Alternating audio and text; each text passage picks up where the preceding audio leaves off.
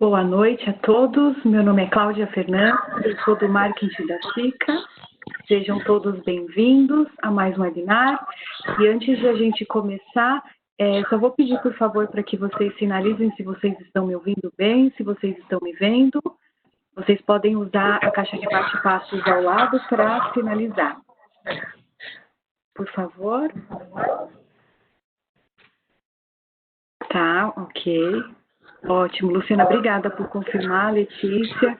Legal, era só essa confirmação, é bem importante para a gente dar início a mais um webinar Especialistas ao Vivo. Então, dando continuidade à agenda de palestras online, já realizadas no mês de abril, maio, junho e julho, a SICA renovou a agenda e a programação para o mês de agosto. Realizadas por especialistas da área, os webinários foram criados para ajudar os parceiros da marca a ampliarem seu conhecimento de forma rápida e prática, com novos temas para trazer ainda mais profundidade e informações técnicas sobre o mercado da construção civil. E para falar sobre o tema, a importância da impermeabilização de fachadas no sistema Light Steel Frame, contaremos com a participação da engenheira Mariluce Rodrigues e de Marchal Campos. Então, vou apresentar aqui os especialistas para vocês.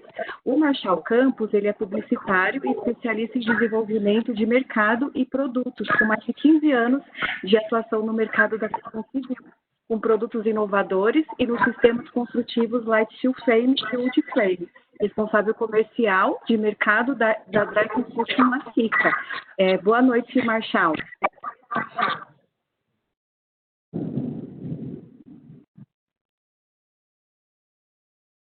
Eu acho que o Marchal está com probleminha de conexão. Enquanto ele não volta, eu já vou apresentar a engenheira Mariluce também. Mariluce Rodrigues é graduada em Engenharia Civil. Já voltou, né, Marchal? Boa noite. Não. Tá bom, legal, pessoal. Então, aqui só apresentando a engenheira Mariluce Rodrigues, graduada em Engenharia Civil pela UFJF e mestre em Engenharia de Produção pela UFRGS, atua no mercado de construção a seco desde 2005. Tendo instalado mais de 1 milhão de metros quadrados do sistema em obras de todos os segmentos desde então. Entusiasta da tecnologia, vem aprofundando seus conhecimentos com estudos e visitas a feiras e eventos nacionais e internacionais. O gap tecnológico entre o Brasil e os países da Europa e a América do Norte, observado durante suas viagens, inspirou seu sócio e parceiro, Leandro Rodrigues, a criar o canal Brazilian Builders no YouTube. Apresentadora do canal, Maria Lúcia compartilha nele soluções de alta performance encontradas. Performance encontradas em entrevistas com especialistas, faz a cobertura de feiras e eventos, além da apresentação de cases de obras dentro e fora do Brasil. Boa noite, engenheiro Maria Lúcia. Boa noite, Cláudia, tudo bem? Boa noite a todos. Boa noite, Marchal.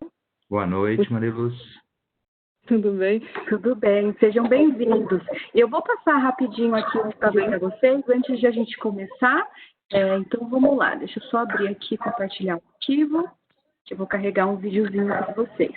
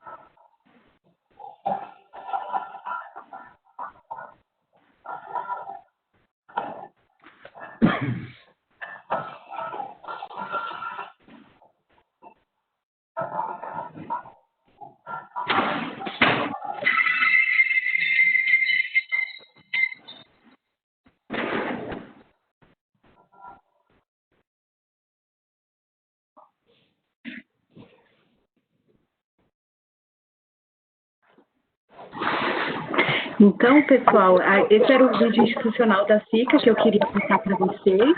Agora eu vou alterar aqui a função da Mariluce para apresentadora. E eu espero que vocês aproveitem muito esse webinar e vocês podem usar a caixa de bate-papo para colocar suas perguntas.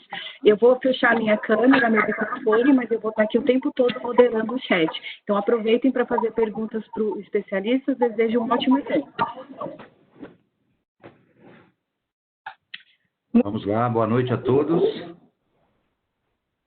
Não sei se eu que estou caindo, acho que cortou bastante o vídeo da apresentação. Obrigado a todos que estão participando. E Marilúcia, obrigado pelo convite. Meu áudio tá bom, pessoal? Tá legal? Para mim tá bacana. Então ótimo, tá? Marilúcia, então muito obrigado pelo convite, por ter aceito esse convite. A gente vai falar de um tema que é muito importante hoje, no mercado da construção a seco, que muito poucos dos especialistas e pessoas que estão construindo hoje se preocupam, né? Eu costumo dizer que hoje a preocupação no sistema steel frame é a questão das fissuras, das trincas em fachadas, né? Claro que isso também vai acabar ocorrendo alguns problemas de impermeabilização também, mas que o futuro é a estanqueidade do sistema, né? Realmente vai ser um problema muito sério, né? Exatamente. Então, vou começar então agradecendo o convite da SICA. Eu, de verdade, estou bastante honrada em poder vir aqui fazer uma coisa que eu gosto muito, o Marshall sabe, a gente já bateu muitos papos, né? Sim. Os desafios que a gente tem para desenvolver esse segmento aqui no Brasil. Então, é uma satisfação enorme de poder compartilhar um pouquinho, né, do que a gente vem investigando, do que a gente vem compreendendo desse mercado lá fora. Antes de eu começar, eu preparei alguns slides que eu achei que valia a pena eu trazer algumas imagens para facilitar a compreensão dos conceitos que eu vou trazer e ilustrar algumas situações, enfim. Mas o que eu comentei, que eu já tive a oportunidade de comentar contigo, Marshall, que a minha percepção, minha humilde percepção, assim, é de que, vamos dizer assim, o desenvolvimento do nosso setor da construção, ele está assentado em 3 grandes pilares, né? O da produtividade, que é o que acho que todo mundo se preocupa num primeiro momento, da sustentabilidade e da performance, são esses 3 pilares, né? E eu acho que hoje a gente está observando no mercado uma preocupação grande das pessoas em acelerarem os processos de produção. Mas eu acho que a performance, que talvez seja, vamos dizer assim, o elemento principal aí dessa alavancagem aí do setor da construção civil, ela está ficando um pouquinho de lado, né? A gente vê muitas pessoas falando em modulação, 3D, 2D. Óbvio que isso é importante, né? Isso também está atrelado a um consumo mais racional de materiais, enfim. Mas a performance, de fato, é algo que está de lado. Então, talvez hoje eu vou trazer algumas coisas que não são muito intuitivas a respeito de impermeabilização de fachada. E a ideia também não é exatamente explicar para as pessoas o passo a passo, como se faz, como deve se fazer. Sim, sim. Trazer na conversa hoje é tentar mostrar para as pessoas o quanto que a gente está distante de um ideal que a gente teria para fazer esse trabalho de impermeabilização. E a gente vai entender também outras funções que essa impermeabilização tem, muito mais do que manter a água fora das edificações. Legal. Então, uma coisa, Marilúcia, desculpa, a gente não combinou nada e isso que é legal, o bate-papo, né? Claro. Quando a gente fala em impermeabilização, é sempre falar assim, não, temos que vedar a fachada, né? Ou vedar, né? Então, não é bem assim, não é este o conceito, né? Vedação 100%. Selada. Né? Selada, né? Selar a fachada, né? Eu costumo escutar muito, tanto clientes quanto instaladores e próprio pessoal já, arquitetos, engenheiros também sempre falam, não, precisamos vedar a fachada, mas não é bem selar ou vedar, né? Existe principalmente quando fala em steel frame, a gente precisa tomar um cuidado, né? Em relação a isso, né? Mas fica à vontade, pode apresentar. Exatamente. A gente vai explorar um pouquinho esses conceitos aqui hoje. Imagina. Eu vou trazer aqui alguns conceitos que vai falar justamente disso, né? Do que mais a gente deve esperar de uma barreira. Acho que todo mundo está vendo aqui a apresentação? Então vamos lá. Só para poder botar todo mundo na mesma página, digamos assim, eu vou só mostrar aqui rapidamente quais são os elementos. Quando a gente fala em construção light steel frame, a gente sempre pensa numa construção que ela é concebida com camadas, com layers, né? Que eu coloquei, vamos dizer assim, uma seção convencional que a gente encontra com muita frequência nas obras aqui no Brasil. Então, a gente tem ali o frame, do frame para trás, a gente tem ali pela face interna uma chapa de USB, uma chapa de gesso acartonado, e aí no meio ali a gente tem o isolamento térmico, né? Normalmente é feito com lã de vidro, lã de rocha, eventualmente até com lã de PET. E depois, na frente do frame, a gente tem uma chapa de USB, uma manta hidrófuga e uma placa cimentícia. Isso é bem comum. O que a gente pode ter de diferente também, que é bem comum? Não ter as chapas de USB. O USB não é necessariamente um item obrigatório, né? Mas, vamos dizer, essa seria uma seção tradicional. E hoje, onde a gente vai deter a nossa atenção aqui? A gente vai deter a nossa atenção e a nossa conversa vai ser em cima dessa manta hidrófuga. A gente quer explorar todas as funções dessa manta hidrófuga dentro desse conceito de construção seca. Só uma coisa, eu vou abrindo aqui, Mariluz. Volta, por gentileza, só no outro primeiro slide. O USB aqui, ele entrou com uma conceituação, no meu ponto de vista, no mercado, equivocado, né? Como fosse um contraventamento. Né? E a ideia não é essa. Lá nos Estados Unidos, ele é um substrato, né? Eles usam sempre duas placas, né? O substrato. Não, é só que lá eles usam muito substrato. Exatamente, né? Então, ele é como contraventamento, não é esse o intuito do USB, né? Isso é naquilo que eu acompanho Tá? Exatamente. Na verdade, a estrutura tem que ser capaz de contraventar por si só sem necessidade do USB. Então, eu elenquei aqui, né, algumas causas básicas de entrada de umidade nas edificações.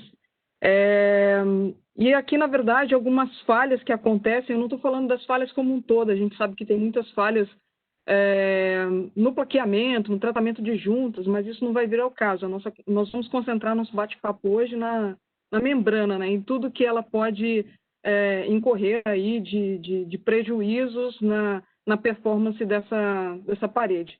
Então, causas básicas de entrada da umidade nas edificações. Então, o mais óbvio, que todo mundo sabe, é a infiltração da água das chuvas, infiltração do ar úmido externo. Daí a gente já começa um conceito diferente, né? A infiltração do ar úmido e depois a gente vai explorar um pouco mais sobre essa questão do vapor, né? Do ar úmido entrando, da umidade que é gerada dentro da edificação. E também ocorre a difusão do vapor através da envoltória. Quando eu falo envoltória, estou me referindo ao envelopamento da edificação, né? Tanto as paredes externas e também do telhado. Então, são essas situações onde a gente pode ter infiltração e que falhas que a gente pode ter na impermeabilização que podem potencializar falhas nessa parede, né? Acho que uma situação que é bem comum é uma aplicação inadequada, ineficiente da membrana hidrófuga. Depois eu vou falar no slide seguinte, falar um pouquinho mais sobre como a gente tem feito essa aplicação e por que a gente não tem feito isso de uma maneira eficiente, né? Outra questão também é falha na impermeabilização dos vãos de portas e janelas, isso é bem comum. Esse é um ponto crítico, muito crítico.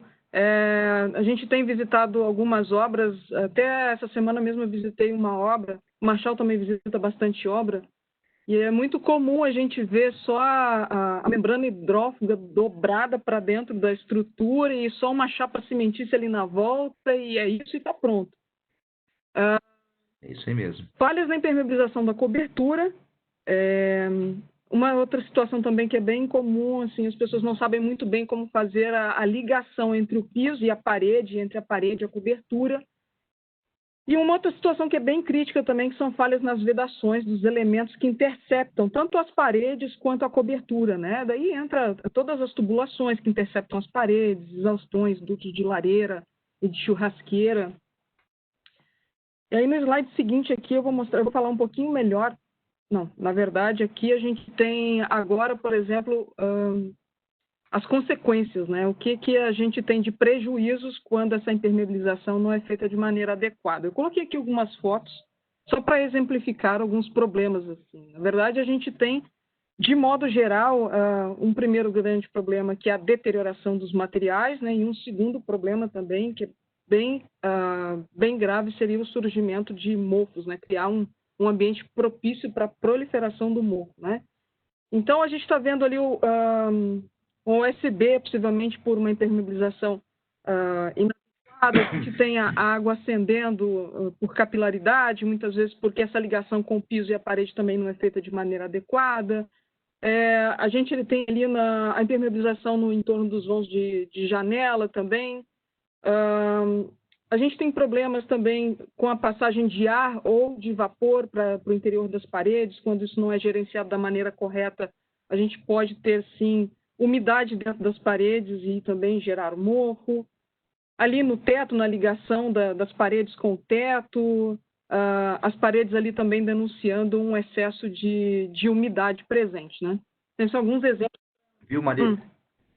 Sim. Pode falar. Maria Lúcia, importante. No primeiro webinar que nós fizemos, tinha um nosso especialista de impermeabilização, né? E eu falei muito sobre o radier, né? Porque são várias impermeabilizações, né? Uhum. Quer dizer, inicia-se ali na parte do radier, que é fundamental para que não tenha essa subida da umidade, né? Por capilaridade, quer dizer, precisa estar bem estanque, bem protegido ali. A gente tem um costume de usar eu venho sempre comentando isso com todos que instalam, que fazem, porque normalmente o radier é feito terceirizado, né? São empresas terceirizadas, né? E ele tem aquele modo de sempre fazer, que é colocar uma lona plástica, né? Depois colocar na plástica, a tela pop, né? E não se preocupa com esse ponto que ele é muito sensível. Ali mostra na segunda foto menorzinha, na parte de cima, uma subida de umidade por capilaridade. Talvez, não estou dizendo que ali é o radier ou não, talvez é a proximidade da água, do piso mesmo, né? Mas é um local que precisa ser muito bem pensado, muito bem cuidado, porque eu vi casos, e eu comento isso muito no mercado, né? Se nós não tomarmos cuidado desse ponto, eu não sei se é o termo certo, como vocês sabem, vocês viram que eu sou publicitário, mas eu acompanho muito esse mercado, né? Cria-se um microclima na parte interna da parede, esse é o termo mais certo, tão corrosivo em relação à umidade, o vapor d'água que não se movimenta na parede, os pontos críticos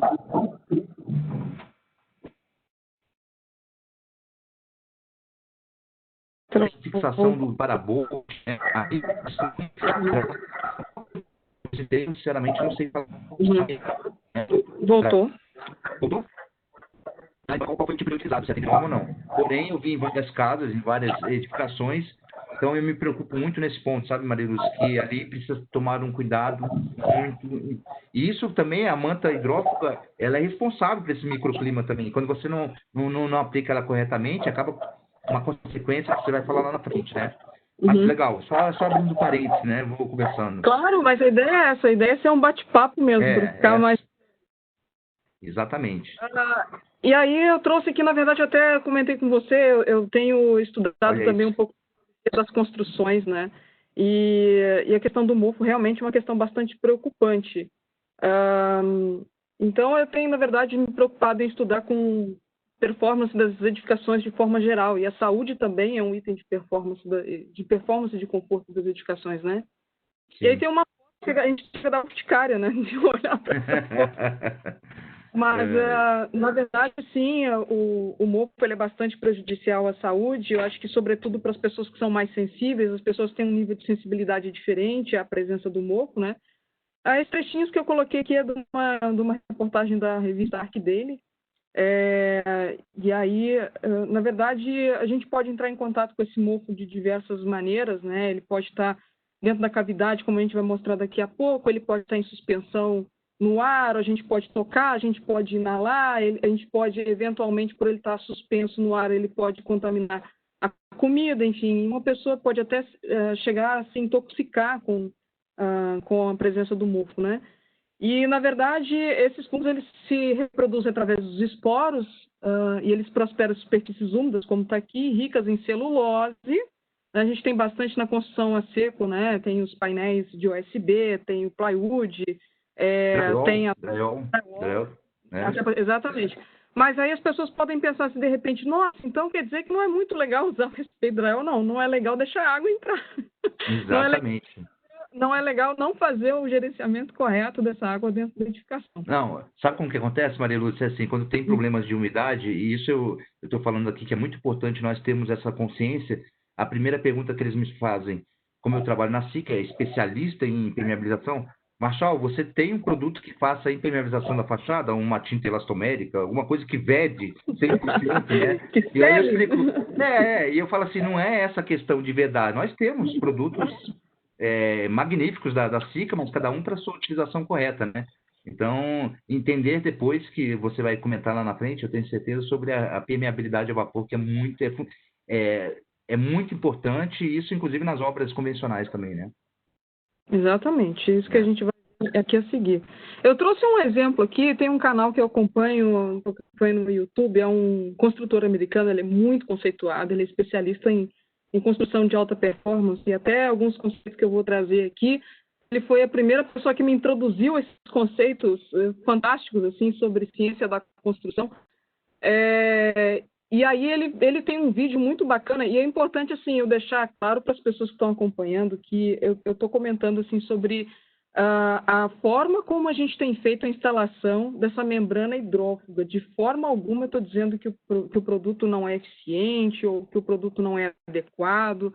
Na verdade, o que a gente está questionando, a gente está levantando aqui na nossa conversa hoje, é que a forma como essa membrana vem sendo instalada nas nossas obras de light steel frame não é a melhor forma de instalar e ela não garante todas as propriedades que ela deveria assegurar, né? A gente vai ver na sequência nos conceitos que a gente vai trazer para a nossa conversa. Então, Pode falar, Marcelo. O pessoal está perguntando aqui, mas aí depois no final a gente vai unir tudo perguntando. Isso, vocês vão entender por que a gente... vocês vão entender por que a gente está falando tudo isso daqui. Maria Lúcia, isso é muito importante. Os produtos todos são bem pensados. Lá nos Estados Unidos já são usados há muitos anos, né? Essas membranas de TNT funcionam perfeitamente lá, porque existe uma metodologia de trabalho, uma STM, que eles precisam atender. E no Brasil, claro, está chegando uma tecnologia nova, e a gente vai tropicalizando. Aí começam a surgir os problemas, né? A tropicalização, né? Então, não é o produto em si. O produto é maravilhoso, funciona perfeitamente, né? Quando aplicado corretamente, né? Exatamente. Como você falou. Por exemplo, não é um conforto para a gente que não é só a gente que faz o sistema, também eles têm construtores fazendo a coisa da maneira errada. Mas aí esse vídeo era justamente para mostrar que eles foram convidados para poder reparar, a casa muito jovem começou a dar problema. Esse é o aspecto do USB com apenas 6 meses de idade. Essa obra não chegou a ser habitada. E ele fez um teste que eu achei muito bacana, porque o que acontece? Como a gente prende hoje essa membrana hidrófuga, a gente tem duas maneiras. Ou a gente prende ela diretamente na estrutura, muitas vezes com parafuso, ou então, se ela é aplicada em cima do USB, a gente usa grampos. E aí já começa o problema, porque nem todo mundo usa o grampo adequado. Às vezes usa um grampo que vai oxidar, que vai enferrujar, que vai rasgar a membrana, enfim. E aí ele fez um teste super simples que eu achei interessante só colar as imagens aqui para poder mostrar para as pessoas, porque realmente ela não está funcionando para garantir estanqueidade do interior da cavidade dessa parede. Então, o que ele fez? Ele pegou um papel, esses papéis que a gente usa em cozinha mesmo, absorvedor, e aí ele colocou na frente de uma chapa de USB e colocou uma membrana hidrófuga. Daí ele prendeu com o grampo, sem usar uma proteção, que quando eles fazem essa fixação, eles usam uma capinha de proteção que vocês vão ver no slide seguinte. E aí o que ele fez? Ele já atiou na frente dessa amostra, né, uma água com pigmentação, essa pigmentação amarela, e aí ele levantou e deu para mostrar que onde tinha só o grampo, a água estava vazando, para poder mostrar que essa forma de aplicar não era a melhor forma, né? E mesmo ali embaixo, onde tinha a proteção, tinha capinha, acabou vazando também.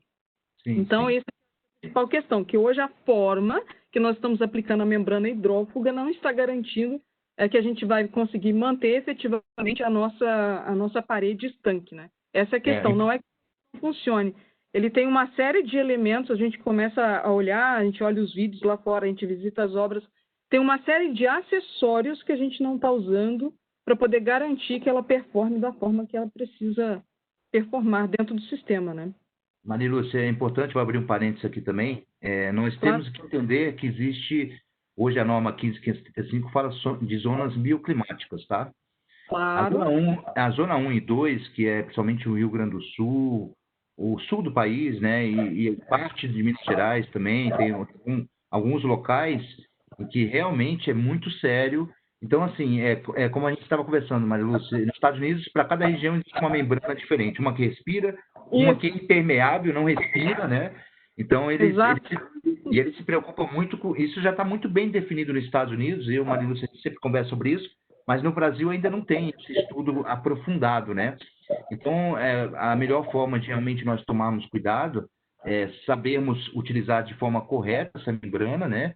E outros, depois que a Marilúcia vai falar também, acredito que ela na frente, não vi essa apresentação, mas tomarmos o maior cuidado possível. Eu estive numa obra agora, é importante falar isso, muito engraçado isso, Marilúcia, e está sendo aplicada nossa membrana líquida, né? E você vê que ele é muito simples, porque é um produto que você rola em cima de um substrato, né? E vai dar uma estampidade. É simples, porém, ele é muito técnico, né? Existem os flashing, os cuidados que precisam tomar cuidados, mas que o instalador, por ver aquela, como se fosse uma tinta passando, né? Ele leva, não, uma tinta, vamos passar e acabou, tá pronto. Mas não é bem assim, né? A gente tem que tomar muito cuidado nesse momento. É o momento mais importante de uma fachada, seja em wood frame, steel frame, é o ponto mais crítico que existe em toda a obra, né? É a estabilidade, a impermeabilização e permeabilidade aí da fachada, né? A ideia é que eu até trouxe um esqueminha de como essa impermeabilização é feita com a membrana hidrófuga lá nos Estados Unidos. Eu peguei um esqueminha do Building Advisor, e aí é só para poder ilustrar, na verdade. Eu não quero entrar em detalhes com as pessoas como que isso é feito, né? Mas é só para as pessoas entenderem que existe um número grande de etapas. Eles têm até uma janela que ela é acoplada na frente, ela é parafusada. Em cima dessa janela você passa novamente as fitas. E aí eu fico pensando assim, se a gente começa a usar esse esqueminha de fitas aqui, daqui a pouco a pessoa vai usar qualquer fita. Não é qualquer fita, é uma fita que foi desenvolvida para o sistema, né? E aí esse é o problema. A gente começa a trazer para cá, não vou pagar caro nessa fita aí, eu vou usar uma fita qualquer. É um momento que não pode economizar, que eu acho que é um momento crítico, como eu falei, e muito importante também, Mariluz, as janelas do lado de fora, as quadrilhas nos Estados Unidos, na Europa, quase que 90% são faceadas do lado de fora, né? São faceadas. Né? A nossa não, a nossa foi faceada do lado de dentro, a gente precisa colocar pingadeira, tem aquelas pedras também, né? Quer dizer, é outro sistema, porque apesar que esse sistema é o mais prático, mais fácil, né? Eu vi eles aplicando lá, quando eu estive lá também, é super tranquilo, mas o nosso, ele existe um estudo muito junto com o pessoal da esquadria.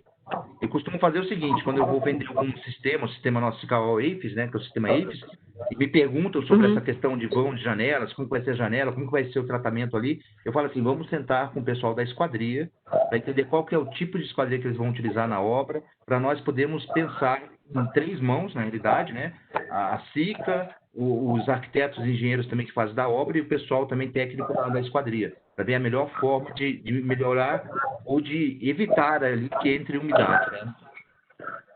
Perfeito. Agora entra um conceito aqui que me chamou muita atenção em uma das vezes que eu fui numa feira lá nos Estados Unidos. Aí eu fui no stand de um fabricante de membrana hidrófuga, e aí eu vi lá um protótipozinho mostrando um lado onde eles instalaram a membrana hidrófuga garantindo estanqueidade ao ar do envelopamento e outro sem estanqueidade ao ar. Daí eu vi que eles conseguiam conservar a energia daquela membrana que foi instalada com o conceito de airtightness, né? E aí eu comecei a falar, nossa! E descortinar algumas coisas, né? Eu falei assim, caramba, a gente não está conseguindo instalar nossa membrana para poder garantir estanqueidade à água, imagina estanqueidade ao ar, porque daí, na verdade, para a gente garantir essa estanqueidade ao ar, tem uma série de detalhes. Agora vocês podem ver que na figura número 2 ali, tem um selante ali na borda para poder ser a janela, é tudo, depois eles passam fita por tudo. Na junta, no transpasse entre a membrana hidrófuga, eles aplicam uma fita também. Lá em cima, onde ela inicia, também é colado, então a gente já não conseguiria fazer isso em cima do frame direto. Então, eu acho que a gente não está conseguindo garantir adequadamente estanqueidade à água e muito menos estanqueidade ao ar. A gente vai continuar conversando sobre esses conceitos aqui no próximo slide, coisa que eu gosto muito. isso quando eu comecei a visitar as feiras e comecei a acompanhar alguns construtores, eu comecei a ouvir alguns conceitos que para mim não pareciam muito intuitivos, assim. Mas, na verdade, eles estão muito na nossa frente na compreensão de como a edificação interage com o meio, né? Então, o que eu preciso fazer, entendendo como essa física que afeta as edificações funciona, o que eu posso fazer para garantir maior durabilidade da minha edificação, maior eficiência, né, maior performance da minha edificação?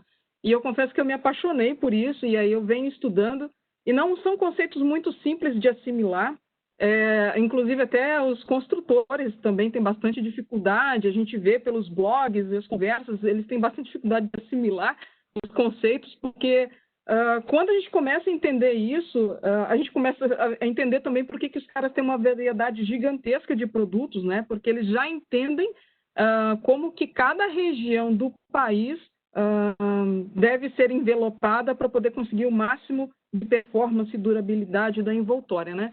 Então, só falando um pouquinho sobre esse conceito do Building Science, ele fala, vamos dizer assim, é exatamente isso, é a ciência da construção.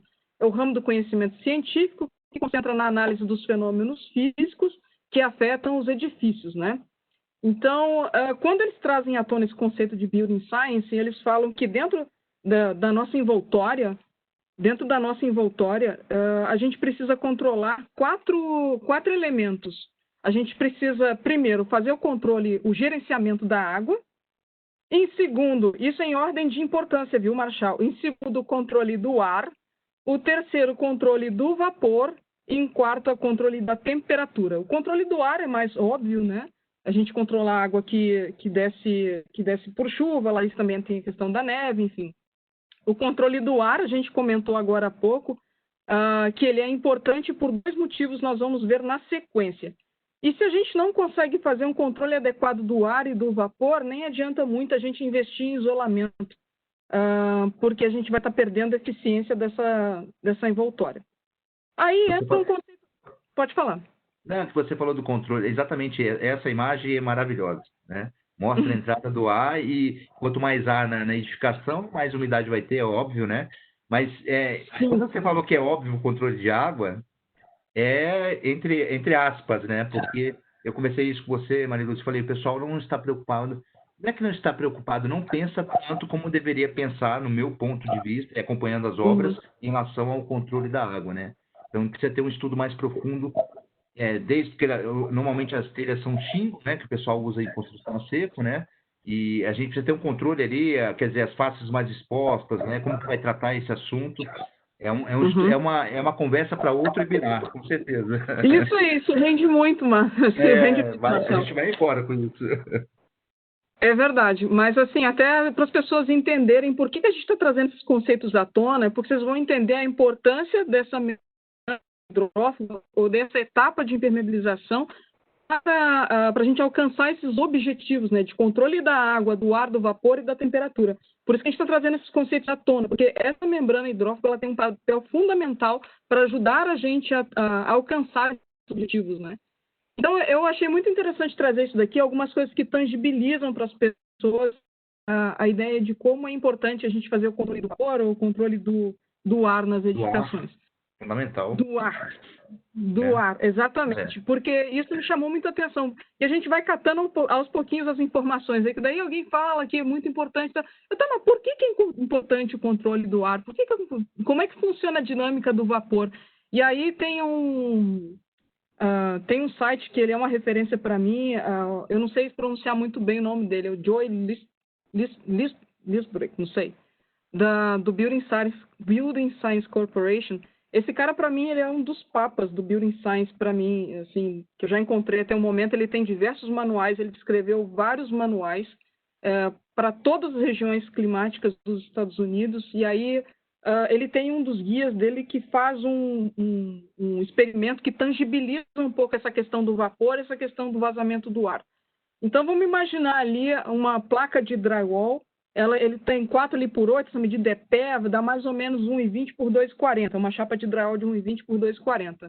Então, o ar que o vapor, perdão, que a gente produz dentro da edificação, que a gente produz vapor dentro da edificação, a gente produz vapor na nossa cozinha, no nosso banheiro, e esse vapor fica em suspensão, e o vapor ele tende de ir do lugar mais quente para o lugar mais frio. Então, se está mais frio lá fora, a tendência é que ele tem que sair, e sair por difusão. Então, é importante que as pessoas entendam que os materiais eles têm uma certa permeabilidade, então o vapor vai tentar sair, ou ele vai tentar vir de fora para dentro, ou o vapor que é produzido dentro da edificação ir para fora, dependendo de onde está quente ou frio, né? Que o vapor sempre vai para onde está mais frio. Então, ele fez um estudo comparando uma chapa de drywall durante toda uma temporada de inverno, e eles fizeram um experimento que conseguiu medir o quanto de vapor era difundido ali dentro da cavidade da parede durante uma temporada de inverno, né? Pensando no vapor que está sendo produzido, que do lado de fora está mais frio. E ele colocou um terço, a quarter, water, né? Um quarto seria mais ou menos uns 950 ml. Então, tipo assim, a gente tem um pouco mais de 300 ml de água atravessando as paredes por difusão. Difusão a gente nunca vai, né? A gente pode controlar, diminuir. Eu lembro que os construtores fazem muita confusão com aquela barreira, aquela barreira de vapor que é instalada na face interna. Normalmente ela é utilizada somente em climas muito frios, né? Porque a gente tem uma inversão dessa direção do vapor, né? Dependendo da estação. Em climas muito frios, normalmente o lado externo vai ser sempre o mais frio do que o interno. Então, o que acontece? Você não vai ter aquele problema do vapor tentando entrar. Então, você só tem o problema de... A ideia seria reter o vapor que é produzido dentro de casa. Então, por isso que ele recomenda essa barreira apenas em climas muito frios, né? Inclusive, a gente já viu vídeos aí de construtores que tiveram sérios problemas por colocar... É aquela que parece uma lona transparente, a gente vê lá obra, possivelmente vocês vão ver no Canadá como é frio, eles usam. E aí ele fez esse experimento. Então, por difusão, foi mais ou menos uns 350 ml. Agora, quando a gente pensa num buraco nessa parede, esse buraco, numa mesma placa de drywall de 1,20 por 2,40, um buraco de 1 por 1 polegada, 2,5 por 2,5. Né? Durante uma temporada de inverno, passa quase 30 litros de água. É bem sério. Essa imagem que ajuda a gente a tangibilizar a importância da gente garantir estanqueidade ao ar. Agora, deixa eu falar uma coisa aqui, porque isso é até um questionamento até dos americanos. Isso é uma coisa que ficou claro para mim quando eu comecei a ler as fontes confiáveis sobre o assunto, né? Porque muitas pessoas têm a ideia de que a parede precisa respirar, ser secável, assim. As pessoas, na verdade, o que acontece? Quando eles têm um conhecimento tão aprofundado sobre como funciona essa dinâmica, que eles conseguem fazer estudos para poder predizer em que parte da seção da parede vai acontecer a condensação. Sim. Então, eles conseguem tratar esse ponto onde vai haver condensação para evitar de que o interior da parede seja afetado, enfim. Sim. Então, por isso que é importante manter a estanqueidade ao ar e não ter o ar passando, porque o ar, obviamente, ele traz consigo, os movimentos de ar, ele traz a umidade consigo, né? Sim.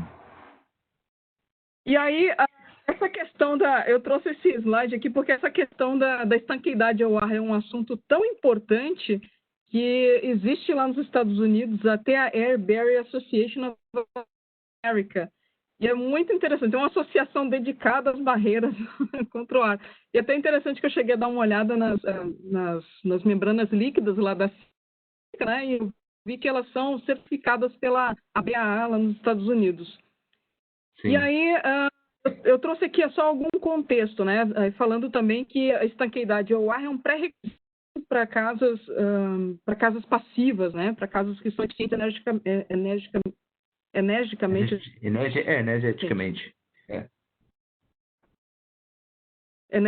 sim. Aqui tem alguns dados, né? Esses daqui são os dados dos Estados Unidos, mas serve como referência. Por exemplo, que 70% da energia que é produzida são consumidas pelos edifícios, né? E que você garantir estanqueidade ao ar da sua envoltória pode ajudar a diminuir até 40% do uso da energia, ajudar a conservar até 40%. E que, claro, a deterioração dos edifícios e a infiltração de água é a preocupação número 1 de quem constrói, para nós também, eu acredito. E os principais objetivos, então, da gente manter essa barreira contra o ar, é manter essa água fora, manter o ambiente interno confortável, a gente ter ganhos com a eficiência energética, e aqui tem alguma coisa a ver com os códigos locais, que infelizmente nossos códigos não demandam a estanqueidade ao ar, vamos para isso. Mas a ideia era essa. E por fim eu botei aqui uma ilustração aqui do blower door test que eles fazem lá nas casas, que esse teste ele ajuda a detectar o quanto que essa casa é estanque. É óbvio que a gente não consegue manter uma estanquidade de 100%, mas aí a norma também determina patamares para cada região do país e tal.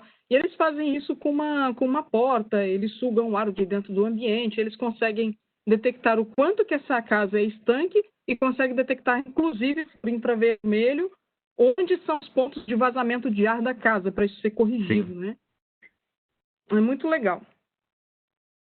E aqui a gente entra nas membranas líquidas, porque a gente fez toda aquela discussão dizendo que a maneira que a gente está falando... E teve uma coisa até que eu não falei a respeito do que a gente faz com a pobre membrana hidrófuga. Porque quando a gente fala a chapa cimentícia em cima dela, a gente ainda crava ela de parafuso. Já não basta a gente ter perfurado ela com parafuso ou com grampo, a gente não cobriu o transpasse entre as camadas da membrana, né?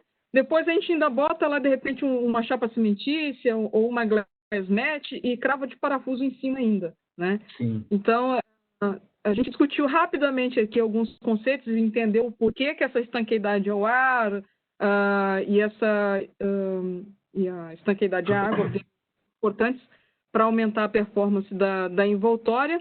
E a gente fica pensando, poxa, mas então como que eu posso elevar a performance das envoltórias, talvez usando soluções que já estão disponíveis aqui no Brasil? Muito importante. Pode falar, Marcelo.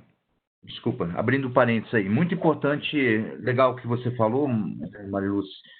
E eu tenho visto assim, quando você faz a perfuração da placa cimentícia, tem uma membrana TNT, ou tecido não tecido, seja qual marca for, você perfura, né? E lembre-se que você normalmente faz o envelopamento de uma fachada e quando existe o vapor d'água ali internamente, que vai escorrer entre a placa cimentícia e a membrana, começa a penetrar nesses pontos, né? E ali fica começa entre o USB, né, ou qual for a placa ali, e entre a membrana começa a ter muita umidade ali, e tem muitas pessoas que fazem envelopamento e lá na parte de baixo eles dobram, né? Dobram, né? Faz o envelopamento e começa a virar uma bolsa de água.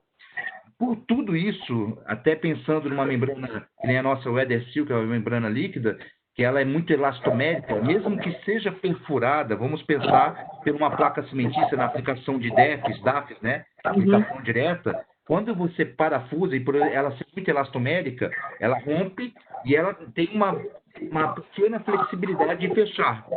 Isso não quer dizer que vai ficar 100% estanque como estava antes, né? Porém, a umidade, na hora que ela tentar entrar ali, né, nessa respirabilidade do sistema, ela vai escorrer para o lado de fora. Não vai criar esse bolsão, né? Então, quer dizer, reduz 99,9% o problema de ter patologias ali no SB, né? Tá? É só isso. Exatamente. Né? Não, perfeito. É perfeita a sua colocação, Marshall. E aí, na verdade, eu ia trazer aqui agora para falar dos ganhos que a gente tem trabalhando com a membrana líquida. Na verdade, ela garante estanqueidade à água, obviamente.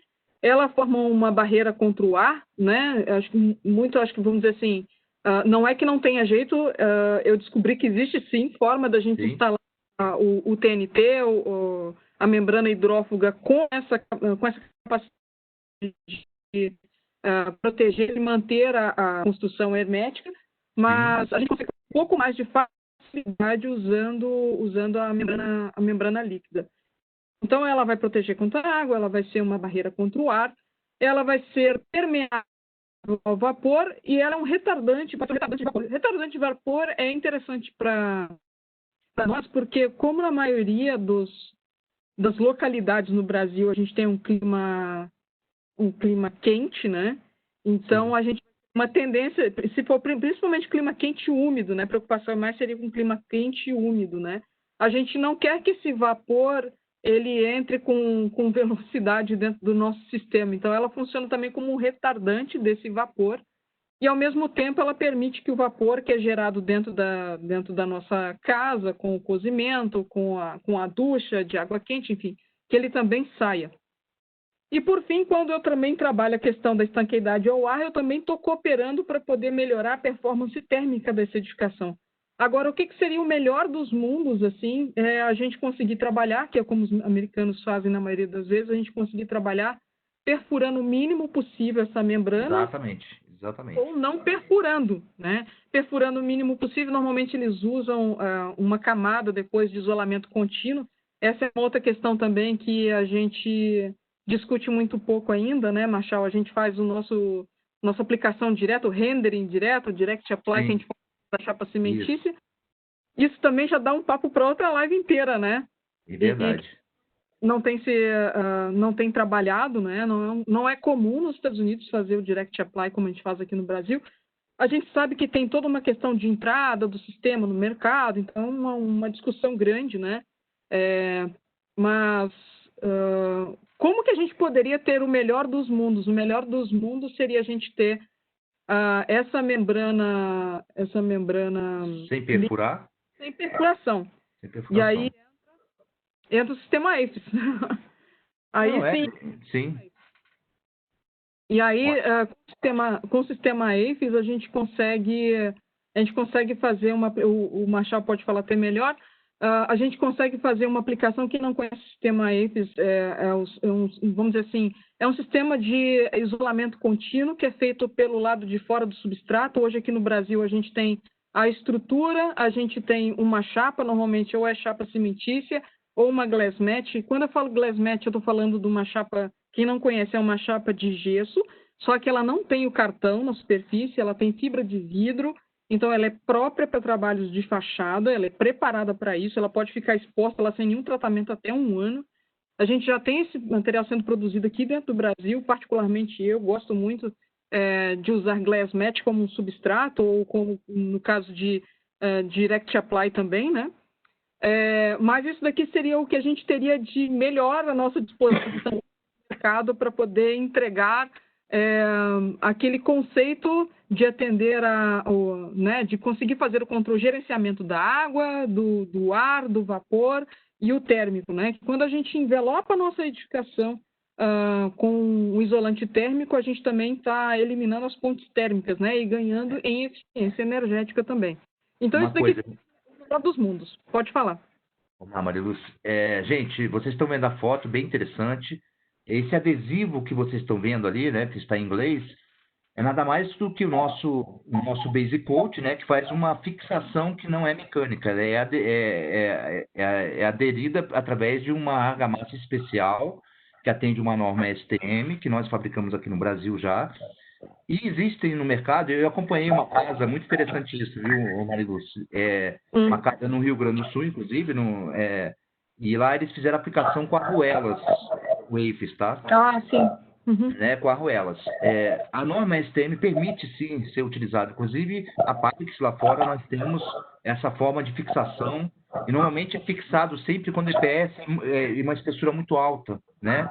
A gente sabe que vai ter um peso na fachada, então existe a necessidade de fixações através das arruelas, e as arruelas são especiais, que atendem uma norma que tem espessura, tem um tamanho do raio da cabeça dela, vamos dizer assim, da arruela, né? Então existe todo um estudo, porque ali é um lugar sério de penetração de ar, se não tomar cuidado de umidade, né? Então, é muito interessante. Na casa, você via todas, fotografou, depois era 6 meses, fotografou todas as arruelas, né? E na parte de cima não estava fotografado. Aí eu falei, nossa, mas... Aí eu perguntei pro cliente, falei assim, mas por que em cima não tá? O que tem em cima, né? Não, lá em cima não é uma platibanda, porque é bem reto. Então, onde estava fixado na platibanda, não apareceu as arruelas. Aí demonstra perfeitamente o que você falou, Mariluz, que é o quê? Esse movimento hipotérmico do ar, né? Somente na parte onde tem as salas, onde foi colocado ali que tem a movimentação do ar, né? E não sei como que ele fez a aplicação, se é uma membrana TNT, eu não cheguei a ver, mas você via perfeitamente, mas exatamente é um erro comum. E ele me perguntou, Marçal, como resolver isso? Eu falei, simples, vai ter que desmontar e fazer novamente. Não tem textura, não tem chip que vai resolver. Não tem o que fazer, né? Então, essa tecnologia que nós trouxemos, a SICA está trazendo com muita seriedade e buscando tecnologia para dar garantias no sistema, preocupação com vapor d'água. É muito sério isso, sabe, Maria Lúcia? É mais do que marca. A SICA é uma empresa muito séria, ela se preocupa muito com essa questão e eu tenho acompanhado isso em laboratórios. Assim, o pessoal estudando aprofundadamente sobre o produto, para entender melhor o produto, porque são tecnologia americana e europeias também, que a gente está pouco acostumado aqui, né? E então, o nosso sistema hoje, só para explicar, ele não é fixação mecânica com arruelas, é através de colagem do EPS sobre a membrana líquida ou em outros sistemas em alvenaria convencional, tá? E aqui na fotinho do lado mostra perfeitamente o que você estava falando, Maria Lúcia, que é o ponto de orvalho, o ponto de condensação, né, que é chamado, né? Tá? É só para... Exatamente. Né? Não, tá perfeito. E a ideia é essa mesmo. A gente mostrou um problema lá no início e a gente está trazendo sério? aqui algumas opções que a gente tem para poder corrigir o problema. A ideia é essa, né? Chamar a atenção para o que a gente tem feito, porque a gente quer que o sistema prospere aqui no nosso mercado, né? E chamar a atenção para as pessoas para essas questões. Uma coisa que me incomoda um pouco, assim, que a gente vê no mercado, que as pessoas trazem demandas para nós, e aí a gente vai entender qual é o problema das pessoas, é que, às vezes, as pessoas têm a tendência de entender o conceito e achar que elas podem misturar as coisas, né? Então, por exemplo, sei lá, você vai usar numa junta, vai usar um selante, daí a pessoa não sabe o selante, não está usando o selante que o fabricante especificou. E, poxa, selantes, eles têm propriedades diferentes, eles se compactam de maneira diferente, né? Enfim. Então, as pessoas às vezes têm a tendência de entender o conceito. Eu preciso de alguma coisa flexível. Então, eu boto qualquer coisa. Vou botar um silicone. Eu já tive gente que... Hoje a moda eu quero alguma coisa elastomérica. É bem assim, né? Exatamente, né? isso. O elastomérico virou uma... Eu falo, nossa, e não vai salvar a vida. O elastomérico não vai salvar a vida de ninguém. Nem de uma fissura, nem de uma microfissura, não vai. Verdade. E aí vai salvar fazer a coisa da maneira certa. Mas por que eu botei essas figurinhas? Que é uma coisa muito bacana do sistema ACES, assim. É uma coisa muito legal, que daí, quando você tem esse isolamento contínuo, você transfere o ponto de orvalho para fora. Porque o que acontece? Quando você tem isolamento contínuo, teoricamente, você está protegendo a sua superfície ali, o seu substrato. O seu substrato ali, nesse caso, ele pode ser uma chapa de USB, pode ser uma chapa cimentícia, ou ele pode ser uma glass mat, essa chapa de gesso que eu falei que ela é própria para tratamentos de fachada, né? Então, você está colocando isolamento contínuo, então você está protegendo termicamente o seu substrato. Então, o seu ponto mais gelado, digamos assim, passa a ser o externo. Então, você está transferindo o seu ponto de condensação para o lado de fora. Então, por isso que ele migra de lugar. E os caras fazem justamente esse estudo. Eles fazem em cada perfil, em cada situação, em cada clima. Eles estudam e compreendem onde essa condensação vai acontecer para poder fazer mais ou menos isso, para gerenciar essa água dentro do sistema e criam, inclusive, planos de drenagem, que é o que aparece aqui, que é um conceito, é um passo a mais ainda no sistema, né? Que é feito aqui ao colar essa chapa de EPS, ela é colada com uma desempena dentada, o Marçal pode falar isso melhor do que eu. Especialista, especial. Ele cria... E ele cria essas cavidades para poder permitir, no final, lógico, o sistema dar um direcionamento para essa água, né? Então, Marilu, não querendo cortar, mais rápido. E já cortando, né? Nós temos 7 minutos para... Você vê como o assunto vai embora, né? Dá para uma vida inteira aqui, né? Eu não sei se você tem mais coisa para apresentar, porque tem as perguntas aí. Na verdade, é só isso. Eu só ia finalizar aqui falando... Só isso, foi ótimo. Deixando essa mensagem final aqui sobre o propósito do Building Science aqui, que eu acho que é algo que a gente precisa pensar melhor sobre como que o envelopamento interage com o meio, né? Então, o propósito prático dessa ciência é proporcionar capacidade preditiva para otimizar a performance das edificações novas ou existentes, compreendendo e prevenindo falhas, e também orientando o desenvolvimento de novas técnicas e tecnologias. Isso é uma definição do Wikipedia aí para o Building Science. Então, legal. É uma coisa que eu gosto bastante. Eu acho que a gente precisa de evoluir também nesse sentido de entender essa interação. Sobre o sistema ACES, e eu deixo aqui para todos vocês, né, e para nós, que é o futuro, realmente é o sistema do futuro que eu vejo em relação às edificações, Mariluz, mas que chegou com uma argumentação aqui no Brasil de uma forma de prevenir os problemas de fissuras, trincas, ele está com essa argumentação. E a argumentação hoje foi demonstrada que está muito além disso, né? Além da questão térmica, tem uma questão de quê? De ponto de orvalho, você, claro, quando não entra o ar, você vai ter você vai trazer um ponto de orvalho para o lado de fora, que é o ponto de condensação, vai ter menos condensação, menos mofo, né?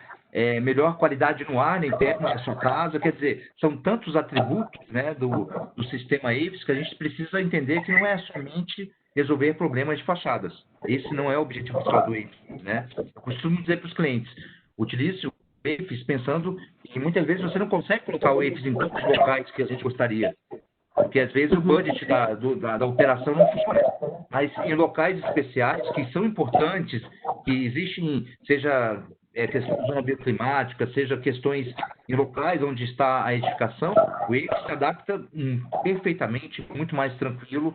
Aí o cliente consegue entender quando a gente demonstra essa qualidade do que traz para dentro da performance, né, da edificação para o cliente e etc. Então, eu acho bem interessante, foi muito show de bola. Espero que todos tenham gostado. Agora tem bastante pergunta, né? Eu não sei como que vai, como nós vamos fazer depois, aqui. Se de repente a gente não conseguir responder todas, a gente pode deixar o contato, responde depois, enfim, também.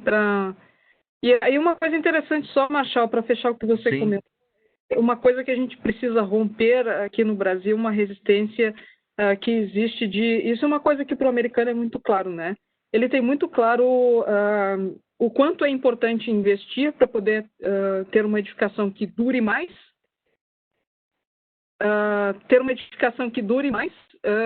e que seja mais eficiente. Então, ele entende que existe um custo muito alto a ser bancado na etapa de operação da construção, então, por isso, eles não poupam esforços de investir durante a etapa de construção, né? Exatamente, Você quer...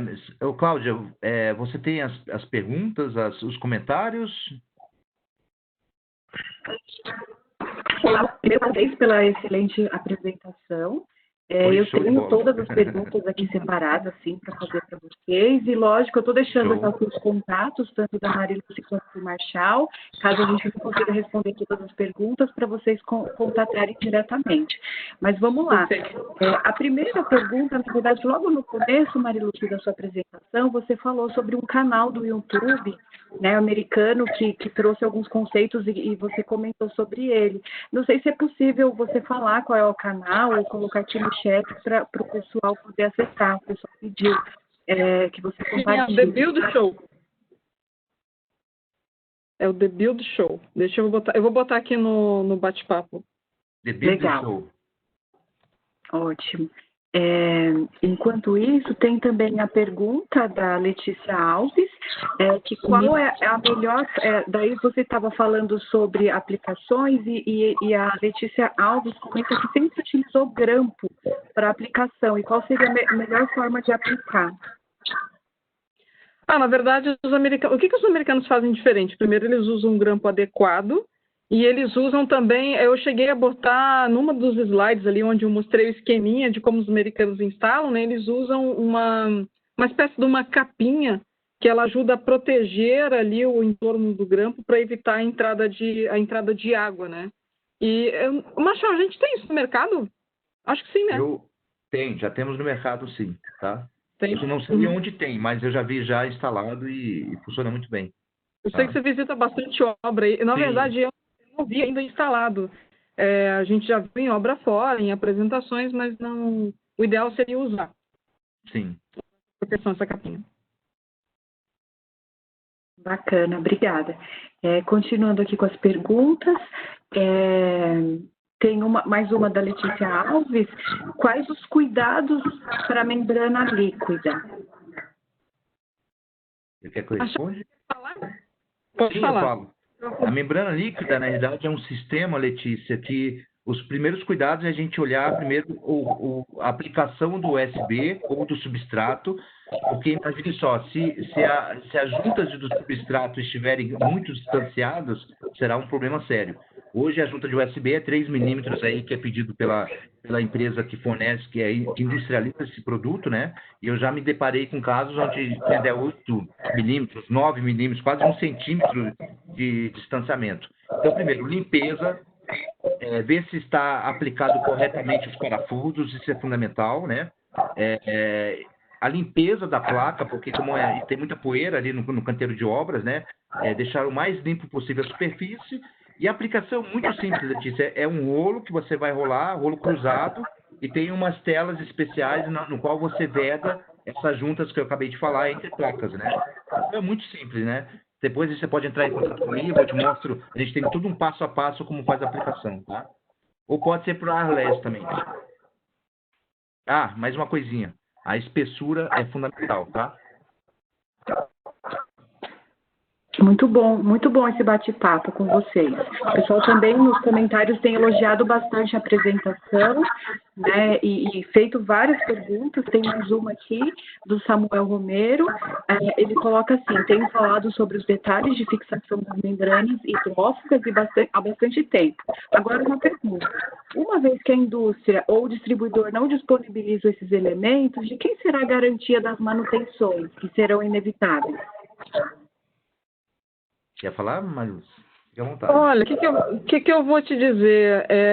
Eu já cheguei a executar fachadas, e aí, quando a gente faz a execução de fachada, normalmente a gente trabalha, eu sempre falo bastante isso nas matérias, ou quando a gente faz lives, que a gente gosta de trabalhar com sistema, né? Mas eu vou ser bem sincera, mesmo quando a gente compra o sistema de determinadas indústrias que trabalham com chapa cimentícia, enfim, eles não têm 100% dos acessórios. Então, por exemplo, eu fiz uma fachada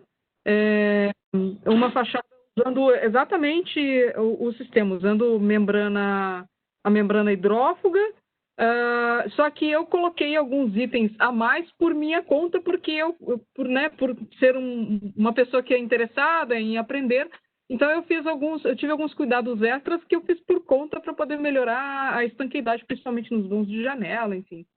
Mas normalmente a indústria não vende todo o pacote, vamos dizer assim, as fitas, os flashings, tem umas fitas que são ela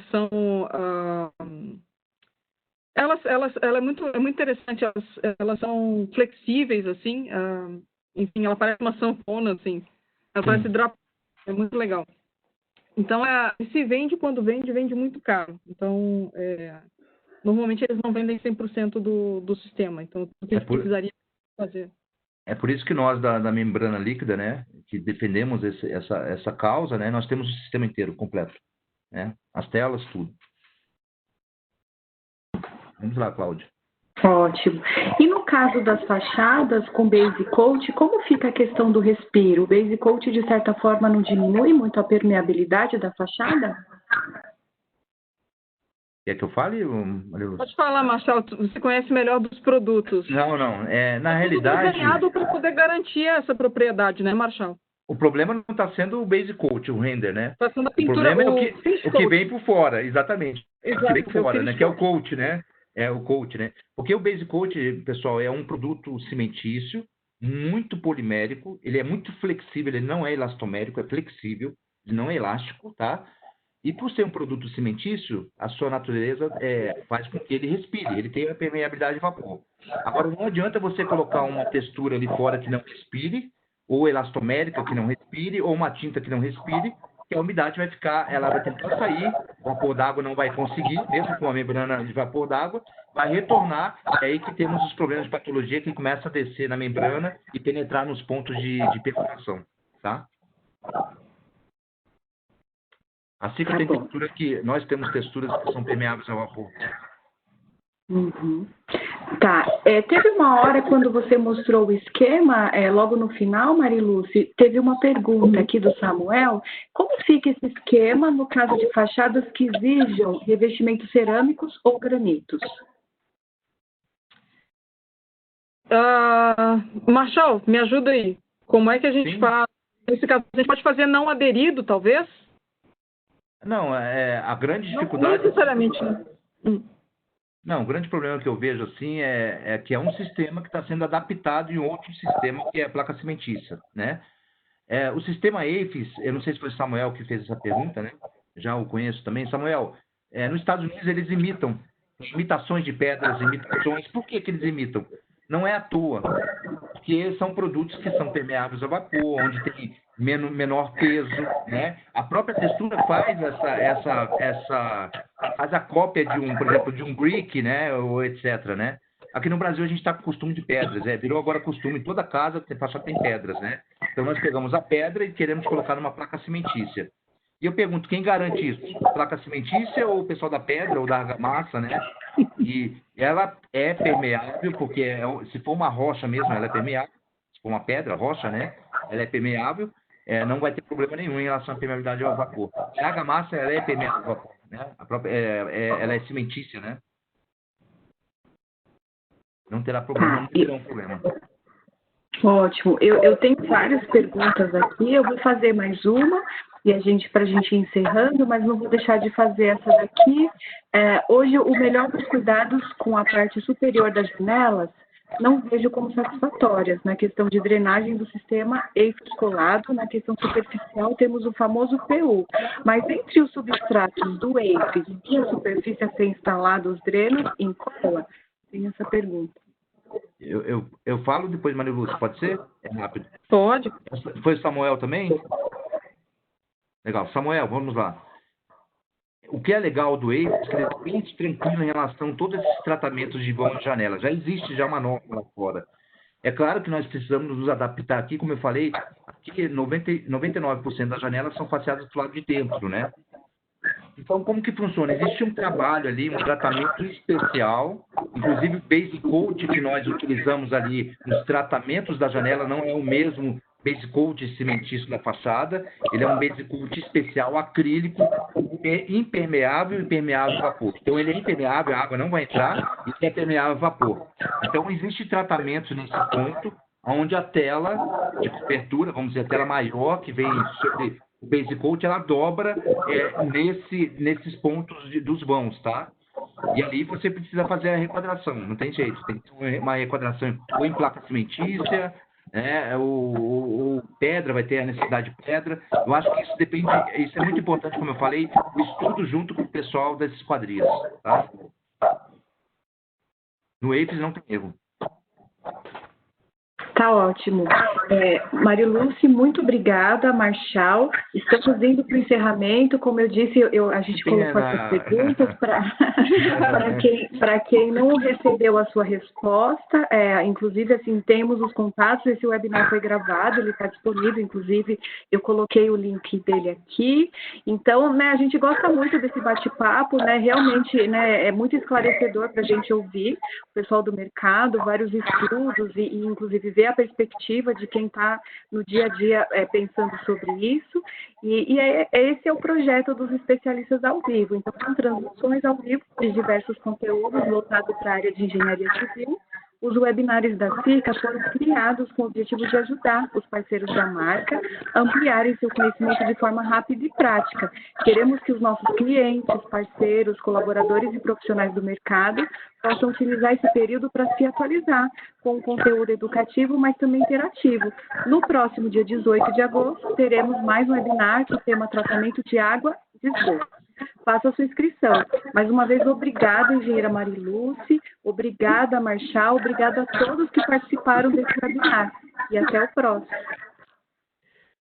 Então tá, pessoal, muito obrigada. Obrigada mesmo a todos que acompanharam aqui. Eu espero que a gente tenha, com esse bate-papo, né, Marchal, contribuído um pouquinho. Acho que talvez não para poder explicar algum passo a passo, mas pelo menos para poder alertar as pessoas para aquilo que a gente está enxergando, né, de todo esse gap que existe ainda dentro do nosso mercado e os, vamos dizer assim, os pontos críticos assim que a gente precisa se deter para desenvolver aí o mercado da construção a seco no Brasil.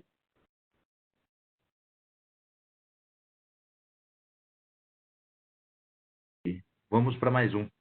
Queremos o próximo. Isso aí. Obrigado. Muito obrigada, gente. Obrigada pelo convite, viu? Obrigada. Foi uma excelente apresentação. Parabéns. Parabéns. Obrigada. Valeu.